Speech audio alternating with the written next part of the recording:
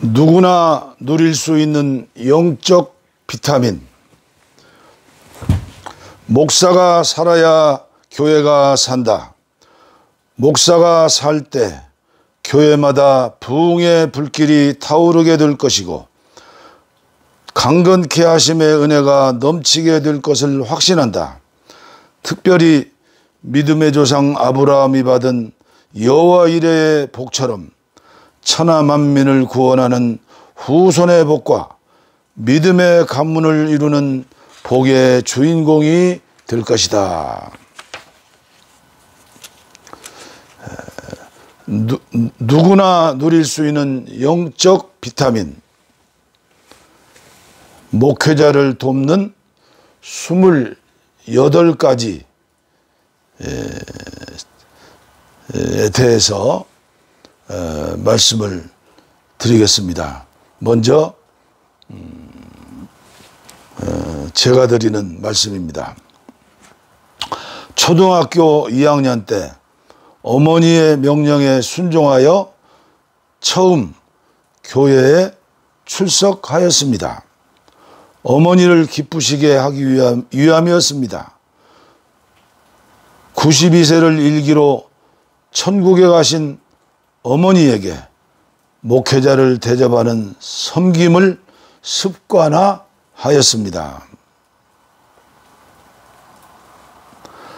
초등학교 학력이 전부인 가난하게 홀로 사신 어머니는 지극정성으로 시골 교회 목회자 거의 모두가 전도사님들을 대접하셨습니다.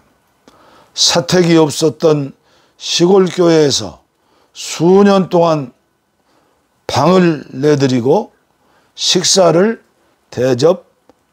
대접하셨습니다.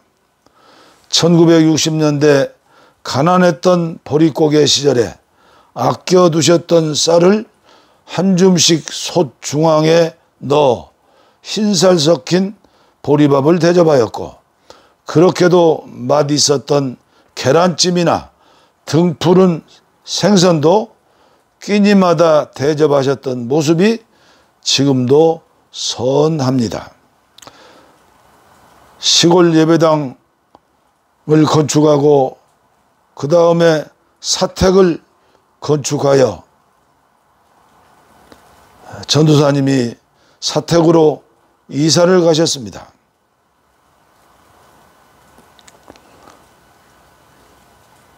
그래도 전도사님이 신방 오실 때면 예수님을 대접하듯이 음식의 간도 보지 않으시고 임금님 수라상을 차리듯 대접하셨습니다.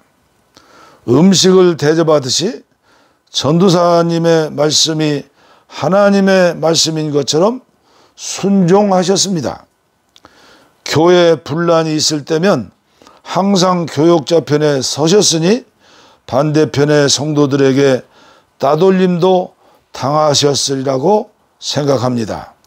나는 군대를 제대하고 집사 권사로 평신도 생활 10년을 하다가 신학에 입문하여 신학교 3학년 때 1978년 10월 15일 과천에 교회를 개척하였습니다. 평신도 때는 지금 생각해 봐도 바보처럼 강아지처럼 목사에게 순종하였습니다. 특별한 재주나 자랑거리 없는 사람이 과천에서 목회를 시작한 것도 하나님의 은혜요 목회자들의 도움이 있었기 때문입니다.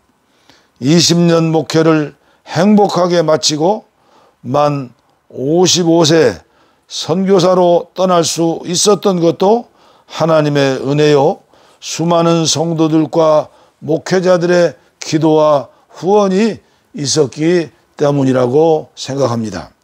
물론 지금도 마음 깊은 곳에는 목회자들과 선교사들을 사랑하고 후원하고픈 마음이 가득합니다. 이 땅의 수많은 목회자들은 선지학교에 입학하면서 세상의 모든 욕망을 다 내려놓는 결단의 은혜를 받은 특별한 사람들이라고 저는 믿습니다.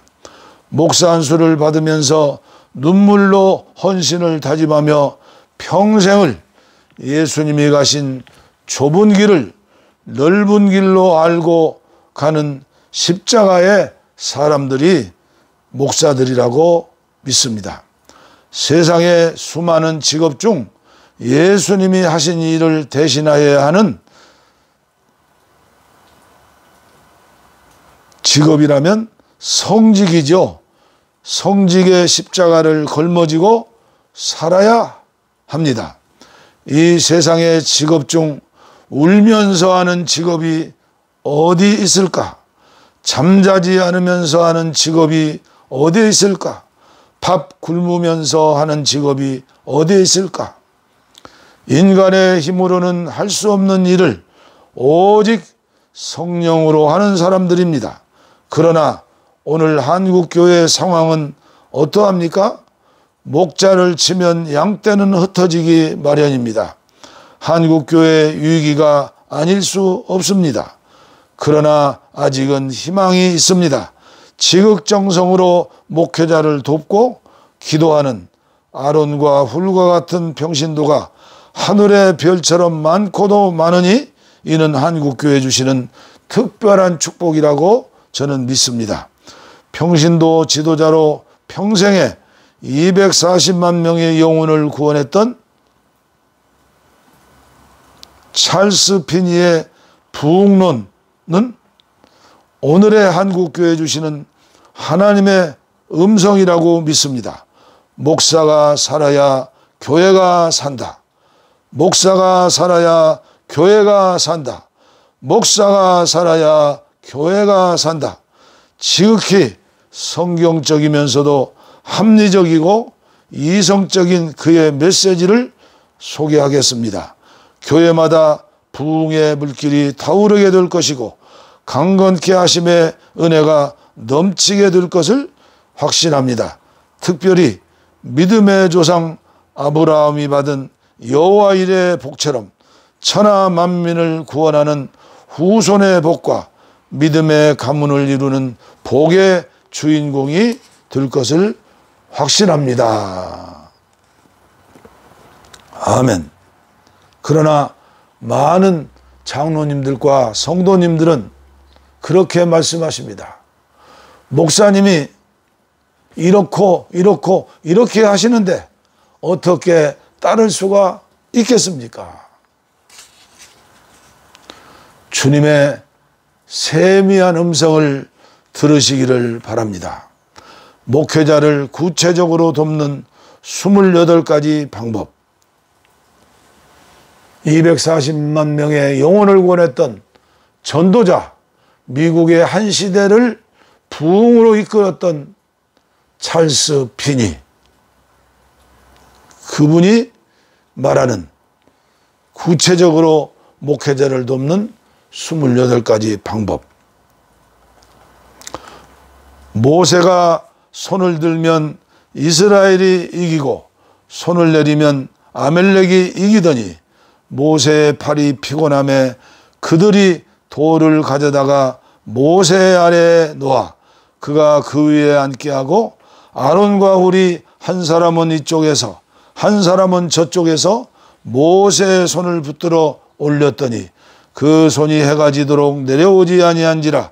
여호수아가 칼날로 아멜렉과 그 백성을 쳐서 무찌르니라. 출애굽기 17장 11절로 13절. 만약 당신이 성경에 좀 익숙하다면 이 구절들의 배경을 상상할 수 있을 것이다. 하나님의 백성은 대적들을 쳐부수는 과정에서 아멜렉 족속과 접전하였다. 만약 우리가 이 본문 중에 모세가 손을 들고 있던 일을 기도의 자세를 상징하는 것으로 이해하지 않으면 모세가 손을 들고 있는 것이 왜 그렇게 중요한지 생각하기 어려울 것이다. 만약 그것이 기도의 자세를 상징하는 것이라면 그 상황은 우리에게 하나님의 대적들과 싸우는 모든 일에서 하나님께 도움을 구하기 위해 기도한다는 것이 얼마나 중요한 일인지 가르쳐 준다. 많은 사람들은 아론과 훌과 모세를 떠받치고 있던 일이 교회들이 목회자들의 사역을 지지하고 지원해야 할 사명을 나타내고 있다는 것과 이처럼 목회자와 협력하는 것이 복음 전파를 성공적으로 하는데 얼마나 중대한 일인지 잘 안다. 이 강의를 위하여 본문 구절로 이 부분을 택한 이유가 바로 이 점에 있다. 우리는 이제 부흥을 일으키고 유지해 나가는데 협력하는 교회가 얼마나 중요한지 논하려고 한다. 이제 다음 시간부터 구체적으로 28가지 방법에 대해서 전해드리겠습니다. 감사합니다. 할렐루야.